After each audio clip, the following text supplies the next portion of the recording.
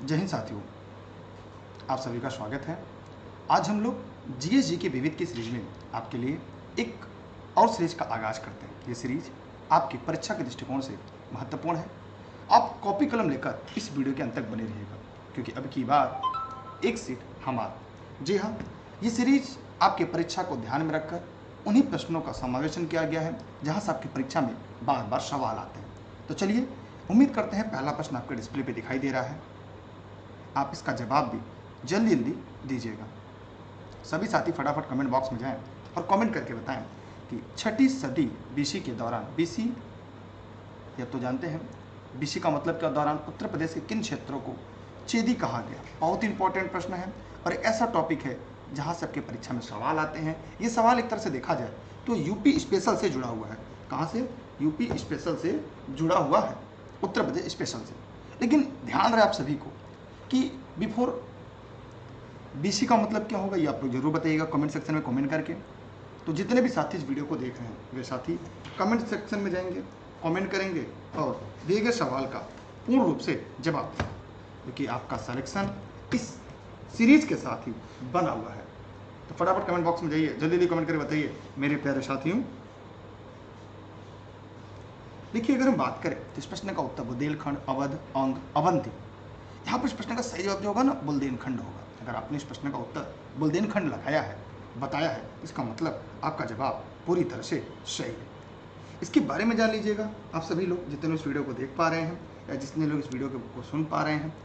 बुंदेलखंड, अवध, अंग, अवंती, यहाँ पर चेदी वर्तमान में बुंदेलखंड का एक इलाका है जिसकी राजधानी शक्तिमती, इसकी राजधानी क्या थी? शक्तिमती थी। और इसका उल्लेख महाभारत में भी है। शिशुपाल यहाँ के राजा थे। शिशुपाल क्या थे? यहाँ के राजा थे। अगर हम बात करें अंग की, अंग मगध के पूर्व में था, जो बिहार के मुंगेर और भागलपुर के अंतर्गत आता था। इसकी राजधानी चंपा थी। आधुनिक मालवा ही प्राचीन काल की अवंती थी। अवध वर्तमान में क्या है? जरा कमेंट सेक्शन में कमेंट करके बताइएगा। जितने लोग भी इस वीडियो को देख पा रहे हैं यूट्यूब पर, वे कमेंट करके बताएं। हम इसी के साथ बढ़ते हैं अगले प्रश्न की तरफ। अगला प्रश्न आपके सामने है, आपके डिस्प्ले पे दिख रहा है। उम्मीद करते हैं आप सभी को दिखाई भी दे रहा होगा। कह रहा है कि मौर्य राजवंश के अंतिम शासक कौन थे?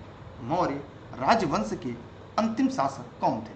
अशोक, बिंदुसार, बृहदत्त, पुष्यमित्र। सभी साथी कमेंट बॉक्स में जाएंगे और कमेंट करके बताएंगे। जितने भी लोग इस वीडियो को देख पा रहे हैं, एक बार आप वीडियो को शेयर करिएगा, अपने साथी मित्रों को पहुंचाइएगा, क्योंकि अभी की बार एक सीट हमारा। चलिए यहाँ पे ध्यान से देखते हैं हम लोग, जो आपके सामने दिखाई दे रहा है। मौर्य राजवंश का अंतिम शासक कौन था?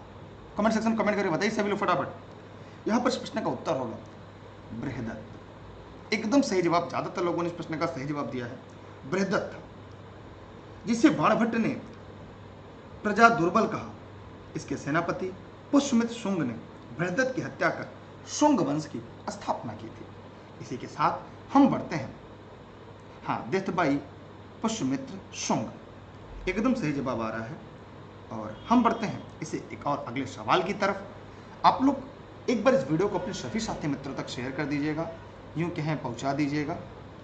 अब हम फिर आगे बढ़ते हैं एक और अगले सवाल की तरफ। अगला प्रश्न है, प्राचीन भारत में जमदग्नि ऋषि का आश्रम जमानिया में था, जो कि वर्तमान में उत्तर प्रदेश के किस जिले में है? यूपी स्पेशल का सवाल है।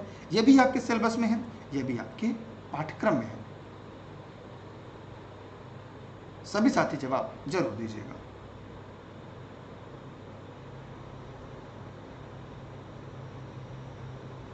सभी लोग, जितने भी लोग इस वीडियो को लाइव देख रहे हैं,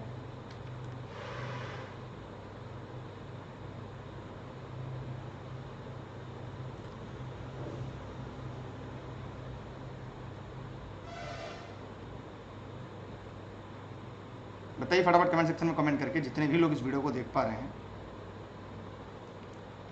चलिए, यहाँ पर इस प्रश्न का सही उत्तर क्या होगा?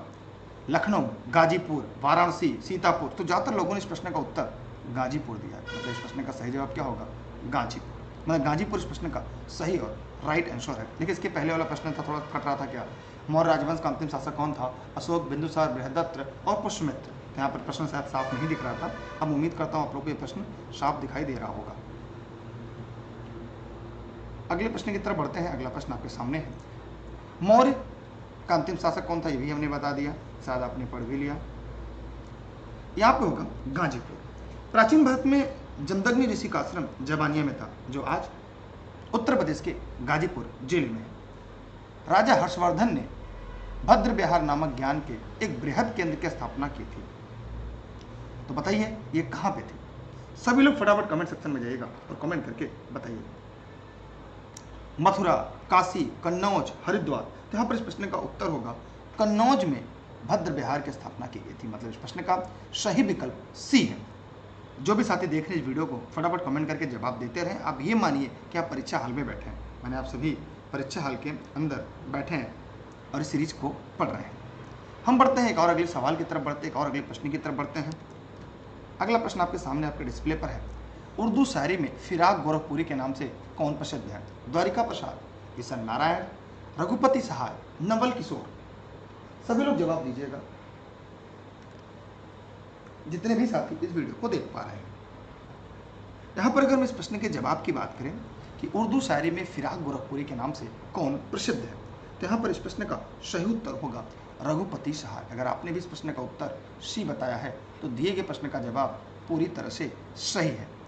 अब हम बढ़ते हैं इसी के साथ एक और अगले प्रश्न की तरफ। उत्तर प्रदेश में बारिश के मौसम में निम्नलिखित में कौन से गीत गाए जाते हैं? बिरहा, रसिया, चैती, कजरी। सभी लोग जवाब जरूर देंगे और जितने ज्यादा लोग तक वीडियो पहुंचा सकते हैं तक पहुंचाइएगा। बिरहा, रसिया, चैती, कजरी। बारिश के मौसम में बताइए, जब आपके यहाँ बारिश होती है, हमारे बारिश होती है, जैसे मैं भी उत्तर प्रदेश के जनपद जौनपुर से हूँ, आप भी उत्तर प्रदेश के किसी जिले से होंगे, कुछ उत्तर प्रदेश के बाहर से वीडियो को देख रहे होंगे। यहाँ पर इस प्रश्न का उत्तर क्या होगा? कजरी होगा। क्या होगा? कजरी इस प्रश्न का सही जवाब है। कजरी सावन महीने में महिलाओं के द्वारा गाया जाता है। बारिश का मौसम क्यों है? तो यहाँ पे हो जाएगा सावन। सावन के महीनों में यह गीत गाया जाता है। और कजरी मिर्जापुर का एक लोकप्रिय गीत है। चैती, अगर हम बात करें चैती की, तो चैती लोकगीत फागुन पूर्णिमा के चैत्र पूर्णिमा के दौरान गाया जाता है। हम बात करें रसिया की, तो इसका संबंध कृष्ण की उपासना के तरीकों से है। और अगर हम बात करें उत्तर प्रदेश के ब्रजभूमि में गाया जाता है। बिरहा की बात करें तो पूर्वांचल का प्रमुख लोकगीत है। यह पूर्वांचल का प्रमुख लोकगीत है। ठीक है, आप सभी लोग जितने लोग इस वीडियो को लाइव देख रहे हैं वो लोग बताएं कि क्या मेरी आवाज एकदम साफ चल रही है। हम बढ़ते हैं आज के अगले सवाल की तरफ। अगला सवाल आपके सामने डिस्प्ले पर है। कह रहा है कि प्रसिद्ध सूफी संत के वार्षिक उर्स के अवसर पर हिंदू कैलेंडर के कार्तिक महीने में प्रतिवर्ष बाराबंकी में देवा मेला आयोजित किया जाता है। किसके? तो जितने भी साथी इस वीडियो को देख पा रहे हैं कमेंट बॉक्स में जाइएगा, कमेंट करिएगा। कमेंट करने के बाद दिए गए प्रश्नों के जवाब दीजिएगा। सभी साथी, सभी लोग फटाफट जवाब दीजिएगा।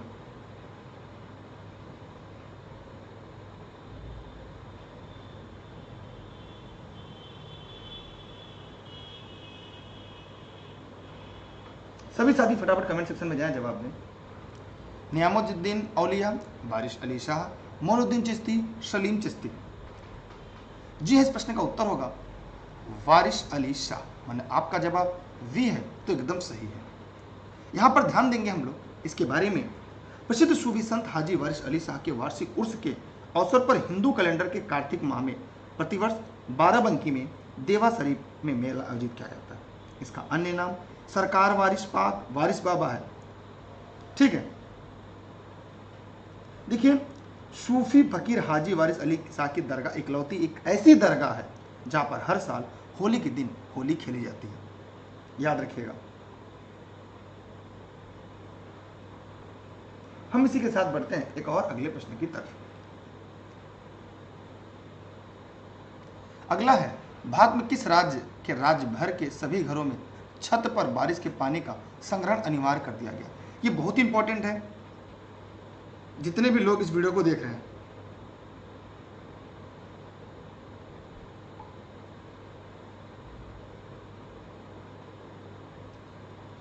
उत्तर प्रदेश, महाराष्ट्र, तमिलनाडु, कर्नाटक।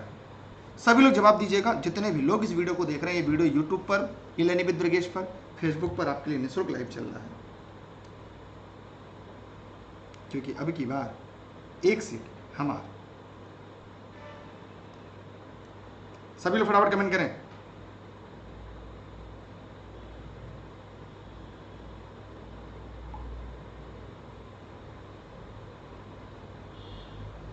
चलिए ध्यान देते हैं।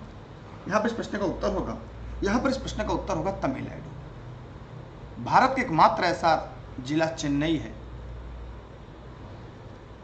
जहां पर पूरी तरह से अंडरग्राउंड वाटर समाप्त हो गया। ठीक,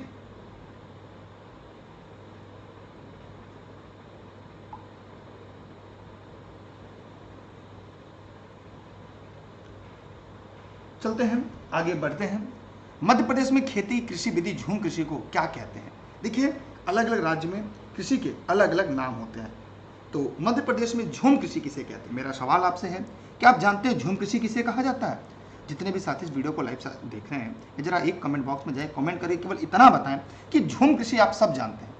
क्या कोई ऐसा भी है जो झूम कृषि के बारे में न जानता हो? रोका, पेंडा, दहिया, करुआ। तो मध्य प्रदेश की बात करें तो इसे हम दहिया या एक और नाम से जानते हैं, जिसे हम बेवर कहते हैं, जिसे हम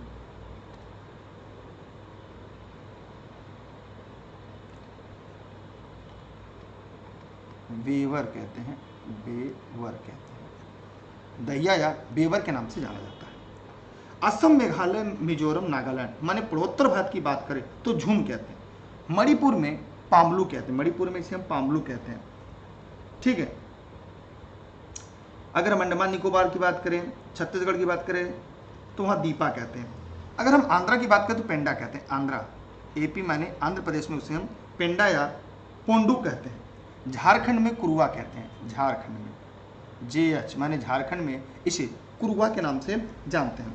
उड़ीसा में, अगर हम उड़ीसा की बात करें तो पामडाबी कहते हैं, वरीगा कहते हैं, कोमान कहते हैं। ठीक, तो मुझे लगता है कि आपको ये सारी चीज़ें पता होगा। इसी के साथ हम बढ़ते हैं एक अगले प्रश्न की तरफ। तो आप लोग समझ में आ रही है ना, जितने लोग इस वीडियो को देख पा रहे हैं? अगला है, 17वीं सदी के दौरान इब्राहिम आदिल शाह द्वारा लिखी गई कौन सी निम्नलिखित पुस्तक हिंदू देवताओं और मुस्लिम सूफियों के गुणगान से संबंधित गानों का संग्रह है?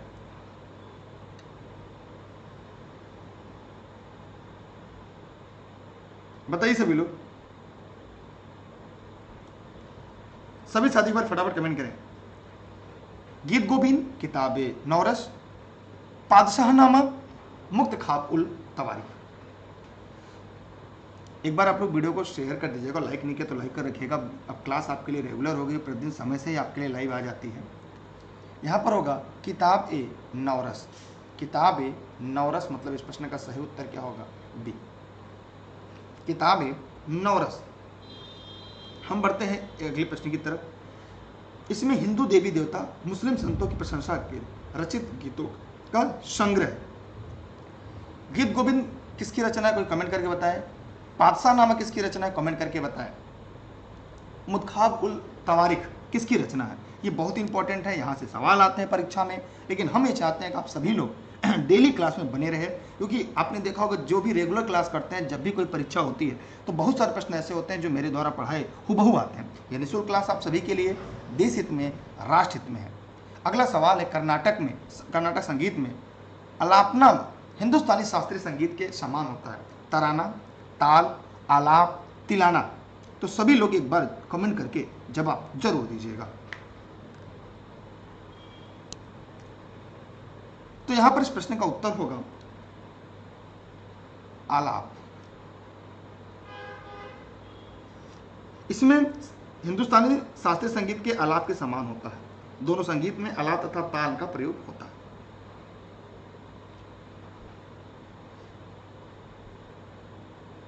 हाँ, गीत गोविंद जयदेव कृष्ण, थैंक यू। अगला सवाल है, भारतीय वैज्ञानिक एवं भौतिकी विज्ञान के प्रोफेसर ने संगीत के प्रति अपने गहरे प्यार के कारण 1921 में लंदन के रॉयल सोसाइटी के समक्ष तार के संगीत उपकरणों के सिद्धांत पर शोध प्रस्तुत किया था। जगदीश चंद्र बोस, होमी जहांगीर भाभा, सीवी रमन, विक्रम साराभाई ये आप लोगों को नोट्स मिल गया, अगर आपने एक बार नोट्स पढ़ा होगा तो कहीं ना कहीं चीज़ें मिल जाती है जो छूटी रहती हैं, वो भी हम आगे आपको बताने का प्रयास करते हैं। यहाँ पर इस प्रश्न का उत्तर होगा CV रमन। अगर आपने इस प्रश्न का उत्तर सी बताया है तो दिया गया जवाब आपका सही है, CV रमन। रमन ने, डॉक्टर रमन सिंह ने, जो CV रमन सर थे, उन्होंने वाद्य यंत्रों की ध्वनियों के बारे में अनुसंधान किया, जिसका लेख जर्मनी के विश्वकोश में भी प्रकाशित हुआ था। अगला है आपके सामने एक साधारण उपकरण जिसका प्रयोग जंगली घास को हटाने, मिट्टी को ढीला करने के लिए किया जाता है। अब देखेंगे पूरी तरह से GSG की विविध की सीरीज है जो परीक्षा में आपके लिए सबसे ज्यादा महत्वपूर्ण है। देखिए टेलीग्राम पर आप सभी साथी एक बार दुर्गेश सर सर्च करिएगा, ई लर्निंग विद दुर्गेश आएगा, उसे ज्वाइन कर लीजिएगा। Facebook page, Instagram, Twitter, YouTube e learning with Durgesh है। फावड़ा का उपयोग जंगली घास को हटाने के लिए किया जाता है, इसलिए इस प्रश्न का उत्तर होगा ए। उम्मीद करता हूं सभी लोग इस प्रश्न का उत्तर जानते थे और कभी न कभी किसी न किसी माध्यम से आप सभी लोगों ने इस प्रश्न को भी सुना था। हम फिर से चलते हैं अगले सवाल की तरफ। अगला सवाल आपके सामने है, निम्नलिखित में कौन से मानव रोग बैक्टीरिया के कारण उत्पन्न होते हैं? खसरा, पोलियो, हेपेटाइटिस बी, आंत्र ज्वर। सभी साथी जवाब जरूर देंगे। सभी लोग जवाब दीजिएगा। जी हाँ, एकदम सही जवाब आपने दिया है, आंत्र ज्वर। आंत्र ज्वर अगर हम इसे बात करें तो यही आपका टाइफाइड कहलाता है। सभी लोग तो आपने को शायद पता होगा।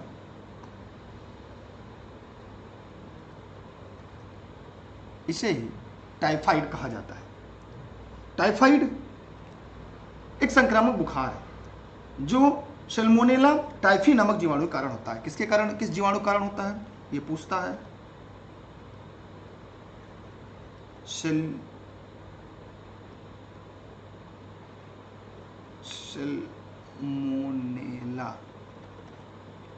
सैल्मोनेला टाइफी ये जीवाणु होता है, के कारण होता है। यह जीवाणु प्रदूषित खाद्य पेय पदार्थ ग्रहण करने से हमारे शरीर में पहुंचता है और प्लीहा आंत्र में ये संक्रमण फैलाने का काम करता है। अगर हम बात करते हैं यहाँ पर हेपेटाइटिस बी की, तो इसमें 6 प्रकार के होते हैं। कौन कौन होते हैं? ए होता है, बी होता है, सी होता है, डी होता है, ई होता है, एफ। कुल 6 प्रकार के होते हैं। कितने प्रकार के? 6 प्रकार के होते हैं। ठीक, इसमें बी सी के विषाणु ज्यादा खतरनाक। इसमें अगर पूछा जाए सबसे खतरनाक कौन होते हैं, बी और सी। कौन कौन? बी और सी। हेपेटाइटिस बी और सी बहुत ज्यादा खतरनाक होते हैं। हम कुछ लोग पोलियो के बारे में जानिएगा। पोलियो क्या है? एक, अगर हम बात करें कि पोलियो क्या है तो कोई बता सकता है? एक विषाणु है, संक्रामक रोग है जो आरएनए युक्त विषाणु के कारण होता है।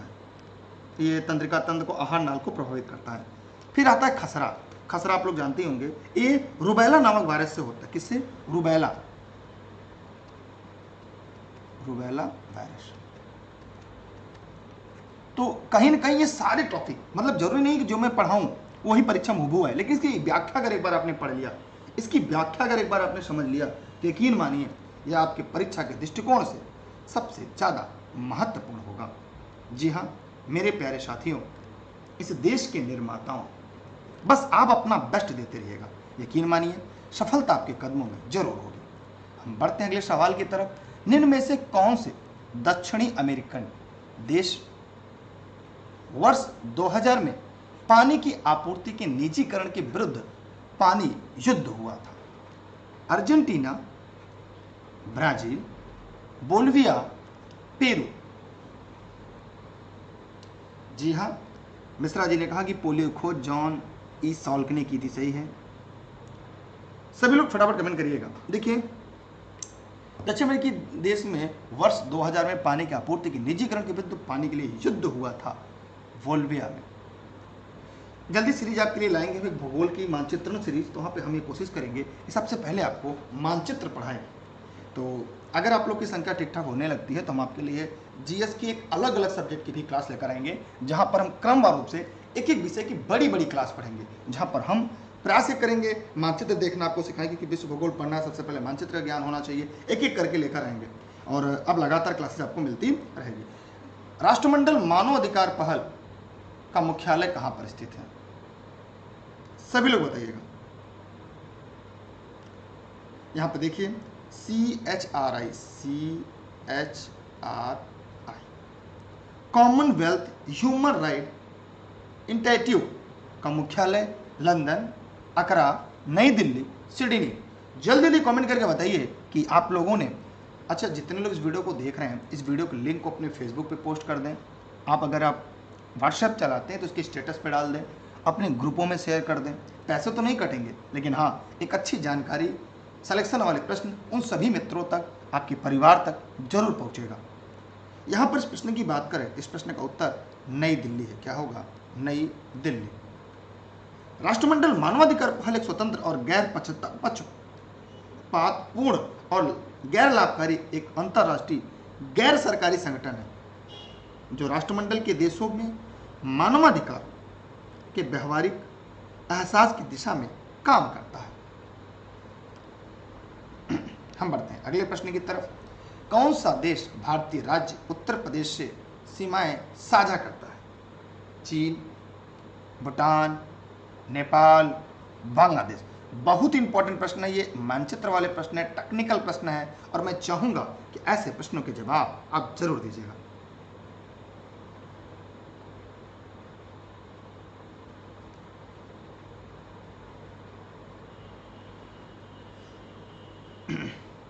देखिए, अगर हम यहाँ पे बात करें कि उत्तर प्रदेश केवल एक देश की सीमा को स्पर्श करता है, उसका नाम है नेपाल।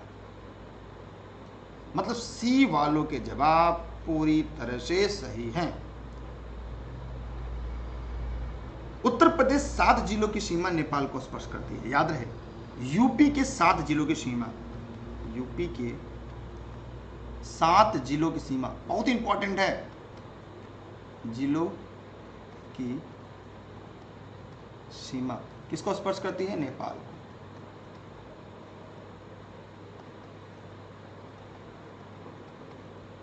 नेपाल को स्पर्श करती है। जरा आप लोग कमेंट करके बताएं कि क्या सबको यह बात समझ में आ गया? अगर नाम लिखना चाहें तो लिख लें। महराजगंज, सिद्धार्थनगर, लखीमपुर खीरी, पीलीभीत, बहराइच, श्रावस्ती, माने पीलीभीत, खीरी, बहराइच, श्रावस्ती, बलरामपुर, सिद्धार्थनगर, महराजगंज, कुल 7 हैं। कभी कभी पूरब से पश्चिम पूछ लेता है और कभी पश्चिम से पूरब पूछ लेता है। तो मानचित्र एक बार हम आप पढ़ाएंगे तो शायद कोशिश ये करेंगे कि आपके ज़्यादा से ज़्यादा कॉन्सेप्ट को हम और अच्छे से क्लियर कर लें। जरा यहाँ तक बताइएगा कितने ऐसे साथी हैं जिनको ये चीज़ें, ये तथ्य पूरी तरह से समझ में आ गए?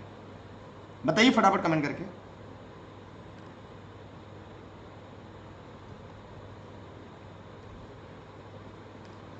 चलते हैं एक और अगले प्रश्न की तरफ। अगला है, किस जिले में राष्ट्रीय राजधानी क्षेत्र एनसीआर के 23वें जिले के रूप में शामिल किया गया?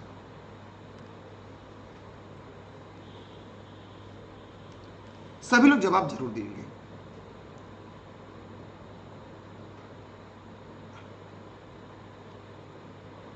जी हां, बताइए फटाफट कमेंट करके। शामली, अलीगढ़, आगरा, मथुरा।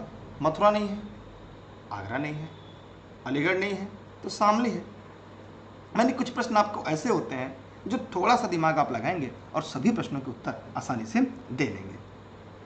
माल और सेवाएं कर जीएसटी पर संसदीय संशोधन बिल को किस राज्य ने सर्वप्रथम अनुमोदित किया था?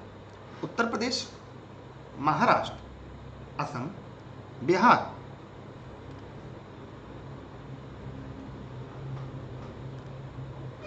मेरा सवाल आपसे है कि जीएसटी का फुल फॉर्म क्या होगा? जितने भी साथी इस वीडियो को देख रहे हैं जरा कमेंट करके बताएं कि जीएसटी का फुल फॉर्म क्या है। सबसे पहले असम राज्य ने अनुमोदित किया था, ठीक है।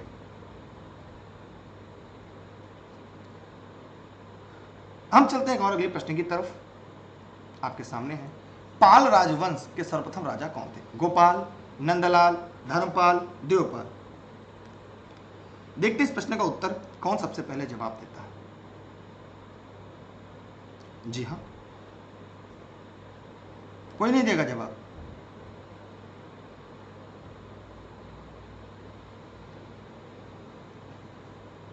चलिए यहाँ पे ध्यान से देखते हैं।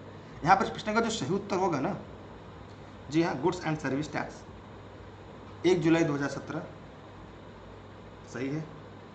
यहाँ पर क्या होगा, गोपाल। पाल राजवंश के सबसे पहले राजा गोपाल थे। बंगाल में पाल वंश की स्थापना गोपाल ने किया था। अब गोपाल के पश्चात उसका पुत्र धर्मपाल पाल वंश का राजा हुआ। गोपाल के बाद कौन आता है, इनका पुत्र धर्मपाल आता है।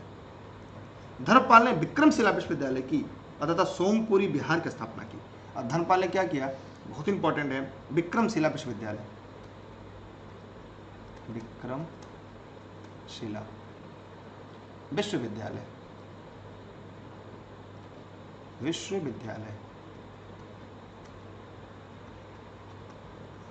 विक्रमशिला विश्वविद्यालय और सोमपुरी बिहार की स्थापना की। धर्मकाल के पाल, इनके बाद फिर कौन आता है, देवपाल। इनके बाद कौन आता है, देवपाल। ये पाल वंश के शासक हुए। इसने उदंतपुरी बिहार के प्रसिद्ध बौद्ध मठ का निर्माण करवाया। तो यहाँ पर हमने देखा 1, 2 और 3। तो मुझे लगता है वंशावली जो थी वो भी आपको समझ में आना शुरू हो गया। क्या आप लोगों को समझ में आ रहा है? जितने इस वीडियो को देख रहे हैं जरा कमेंट करके जवाब दें। प्लीज, ऐसा नहीं मैं पढ़ाता चला जो और आपको समझ में ना आ रहा हो। अगला है ऐसे बागान जहां बिक्री के लिए एक नदगत फसल उगाई जाती है, उसे किस रूप में जाना जाता है? निर्वाह खेती, किचन गार्डन, झूम खेती, रोपण खेती।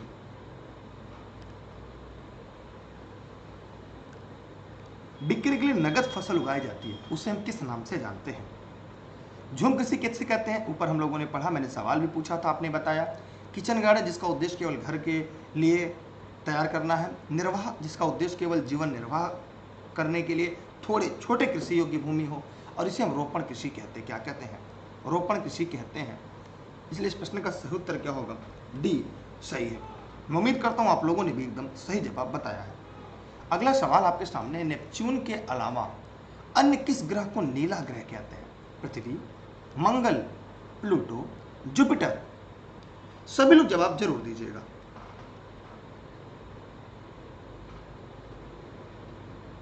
वरुण के अलावा पृथ्वी को भी हम नीला ग्रह कहते हैं। पानी की अधिकता के कारण पृथ्वी को हम नीला ग्रह कहते हैं। आप लोग जानते रहिए, सरल प्रश्न है। हाँ, नोट्स भी घर बैठे प्राप्त कर सकते हैं, लेकिन नोट्स भी आपको मिल जाएगा। उसके लिए आप 6306344367 पर व्हाट्सएप करके जानकारी ले सकते हैं। यहाँ पर बताइए फटाफट कमेंट करके, हल्का नीला रंग उसके वातावरण में जो मीथेन गैस होती है उसके कारण हम नेपच्यून को नीला ग्रह कहते हैं। अगला है, कौन सा विकल्प निष्क्रिय गैस नहीं है? यहाँ पे ध्यान देना होगा, नहीं है पूछा है, निष्क्रिय गैस नहीं है। Krypton, argon, xenon, chlorine. अगर निष्क्रिय गैस को नोबेल गैस भी कहते हैं। नोबेल गैस क्या है?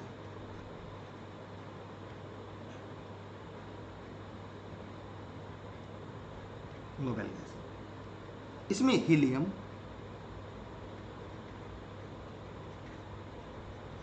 हुआ, नियान,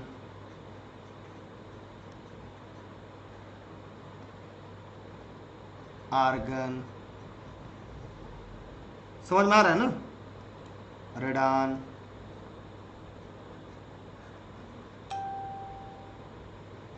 उसके बाद क्रिप्टान, क्रिप्टान है आपका, जेनॉन है, लेकिन क्लोरीन नहीं है। इसलिए इस प्रश्न का जो सही विकल्प होगा वो आपका डी राइट होगा। माने जो गलत है वही आपका सही है। ठीक है, और ये सब आवर्त सारणी के शून्य वर्ग में पाया जाता है, जो नोबेल गैस होते हैं, जिन्हें हम निष्क्रिय गैस कहा जाता है। सबको समझ में आ रहा है कि नहीं? हाँ, नमस्ते। तो यहां पे ध्यान दीजिएगा, इसे हम निष्क्रिय गैस कहते हैं।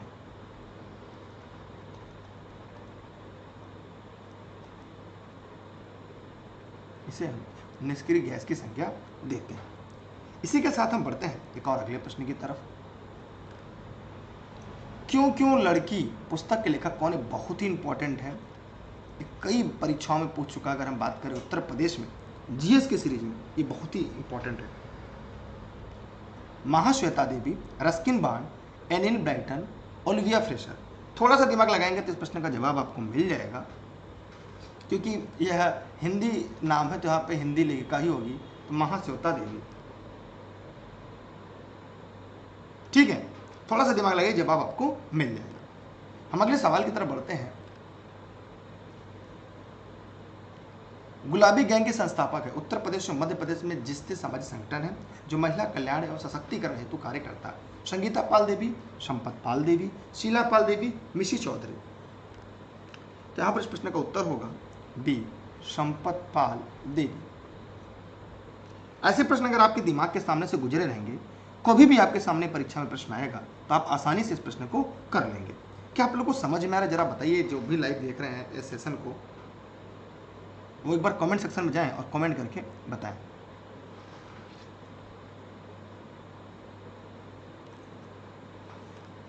मुरादाबाद के कार्य हेतु प्रसिद्ध और उसने विश्व भर में हस्तकला उद्योग में अपना आला स्थान बनाया है। पीतल, तांबा, हीरा, स्टील। बताइए सभी लोग, पीतल, तांबा, हीरा, स्टील। सर्वप्रथम किस देश ने महिला को मतदान की अनुमति दी? अगला प्रश्न है, लेकिन सबसे पहले मुरादाबाद बताइए। तो मुरादाबाद पीतल के कार्य के लिए प्रसिद्ध है। यूपी स्पेशल के सवाल हैं ये, मैं उम्मीद कर रहा हूं आपको पता चल रहा। ठीक है, आगे चलते हैं। किस देश की महिला ने मतदान की अनुमति प्रदान की थी? सर्वप्रथम किस देश ने? तो सबसे पहले बताइए फटाफट कमेंट करके। अगर आप डेली क्लास में रहेंगे तो आपको वो प्रश्न मिलेंगे जो परीक्षा में पूछे जाते हैं। आप कभी भी प्रीवियस पेपर जब हल करेंगे किसी परीक्षा का, तो आपको लगेगा हाँ यार, ये प्रश्न दुर्गेश सर ने पढ़ाया। ये सभी क्लास निःशुल्क आप सभी को देश हित में, राष्ट्र हित में प्रतिदिन ही समय मिलते हैं। 28 नवंबर 1893, 28 नवंबर 1893 को कहाँ पे? न्यूजीलैंड।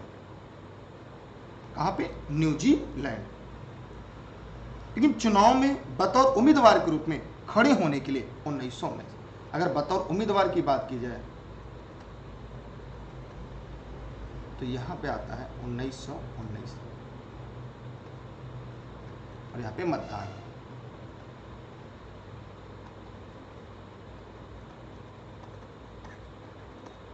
क्या आप लोग को समझ में आ रहा है ये, जितने लोग इस वीडियो को देख रहे हैं? अच्छा आप बताइए, क्लास की टाइमिंग आप लोग को पता है ना, डेली कितने बजे क्लास चलती है? तो समय आप क्लास में लाइव आ जाया करिए। अगला है, भारत में अली बंधु शौकत अली मोहम्मद अली ने किस आंदोलन का नेतृत्व किया? एक आसान सा प्रश्न है। अगर हम यूं देखें तो ये आधुनिक भारत के इतिहास का सवाल है। भारत छोड़ो आंदोलन, खिलाफत आंदोलन, दिल्ली चलो आंदोलन, बहिष्कार आंदोलन। सभी साथी जवाब जरूर देंगे।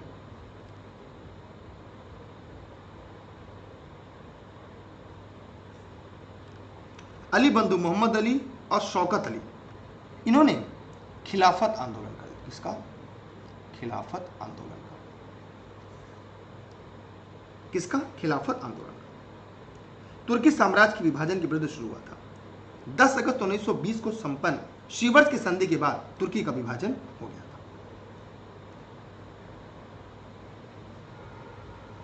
आगे चलते हैं अगले प्रश्न की तरफ।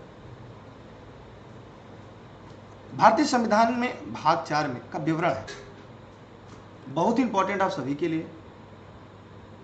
यहां पे पूछा है मूलभूत अधिकार, इसे मूलाधिकार कहते हैं, ये भाग 3 में है। संघ की न्यायपालिका, कमेंट करके बताइएगा। संसद, कमेंट करके बताइएगा। राज्य के नीति नियोजक सिद्धांत, ये भाग 4 में। अगर हम अनुच्छेद की बात करें तो अनुच्छेद 36 से लेकर 51 तक है। ठीक है, संघ की न्यायपालिका और संसद, ये दोनों भाग 5 में है। ये दोनों भाग 5 में। संघ की न्यायपालिका और संसद दोनों भाग 5 में। ठीक है, तो मुझे उम्मीद है कि आप लोग को समझ में आ रहा होगा। ये सारे प्रश्न सिलेक्शन वाले हैं, और अगर आप ऐसे प्रश्न को नहीं पढ़ेंगे तो परीक्षा से अभी काफी कोसों दूर हैं।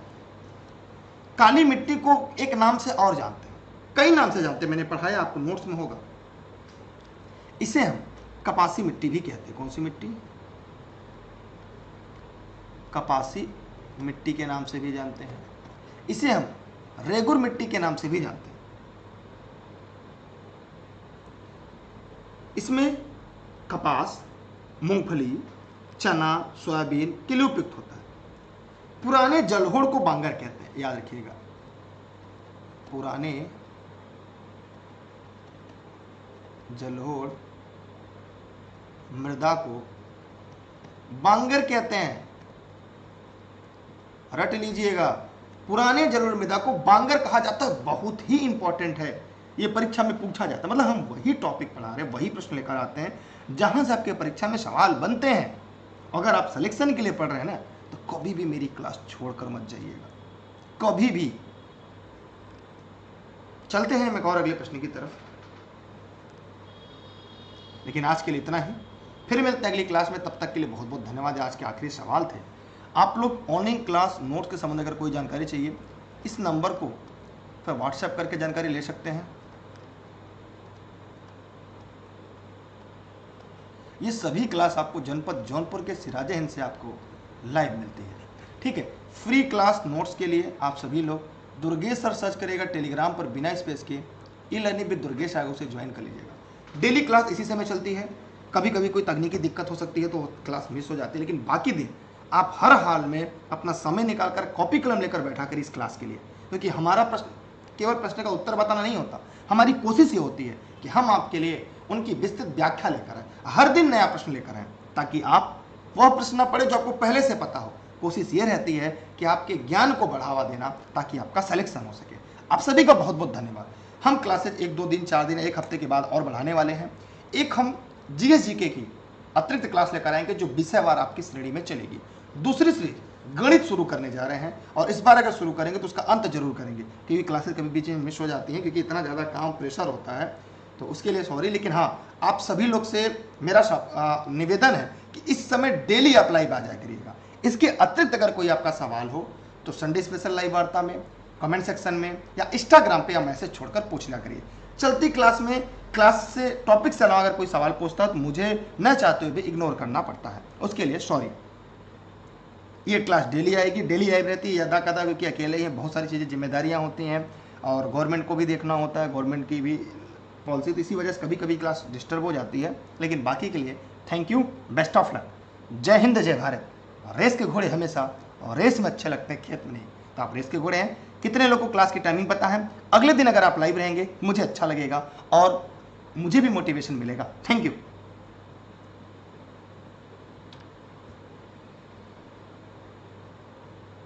क्या आप भी सरकारी शिक्षक बनने की तैयारी कर रहे हैं? क्या आप भी अब की बार टेट पार करने की तैयारी कर रहे हैं? चाहे कोई भी हो परीक्षा, अब TET, C TET, REET, MP TET आदि सभी राज्यों की परीक्षा के सिलेबस के आधार पर हम आपके लिए लाए हैं सारे विषयों की महत्वपूर्ण नोट्स। स्टेट, NCERT और प्रीवियस ईयर के पेपर के आधार पर डिजाइन किए गए हैं, ताकि इस बार आपका सरकारी शिक्षक या शिक्षिका बनने का सपना साकार हो जाए। अब की बार टेट पार, सुपर टेट, KVS और रीट मेंस एग्जाम के नोट्स भी उपलब्ध हैं। ऑनलाइन क्लासेस में practice sheets, model paper, online live और रिकॉर्डेड सेशन और PDF नोट्स भी अवेलेबल हैं। ई लर्निंग विद दुर्गेश का ऐप प्ले स्टोर से डाउनलोड करें। अधिक जानकारी के लिए कॉल करें 63063 44367, 73551 79012 या 73988 83002 पर। Address Jaunpur, UP। क्या आप भी सरकारी शिक्षक बनने की तैयारी कर रहे हैं? क्या आप भी अब की बार टेट पार करने की तैयारी कर रहे हैं? चाहे कोई भी हो परीक्षा, अब TET, C TET, REET, MP TET आदि सभी राज्यों की परीक्षा के सिलेबस के आधार पर हम आपके लिए लाए हैं सारे विषयों की महत्वपूर्ण नोट्स। स्टेट, NCERT और प्रीवियस ईयर के पेपर के आधार पर डिजाइन किए गए हैं, ताकि इस बार आपका सरकारी शिक्षक या शिक्षिका बनने का सपना साकार हो जाए। अब की बार टेट पार, सुपर टेट, KVS और रीट मेंस एग्जाम के नोट्स भी उपलब्ध हैं। ऑनलाइन क्लासेस में practice sheets, model paper, online live और रिकॉर्डेड सेशन और PDF नोट्स भी अवेलेबल हैं। ई-लर्निंग विद दुर्गेश का ऐप प्ले स्टोर से डाउनलोड करें। अधिक जानकारी के लिए कॉल करें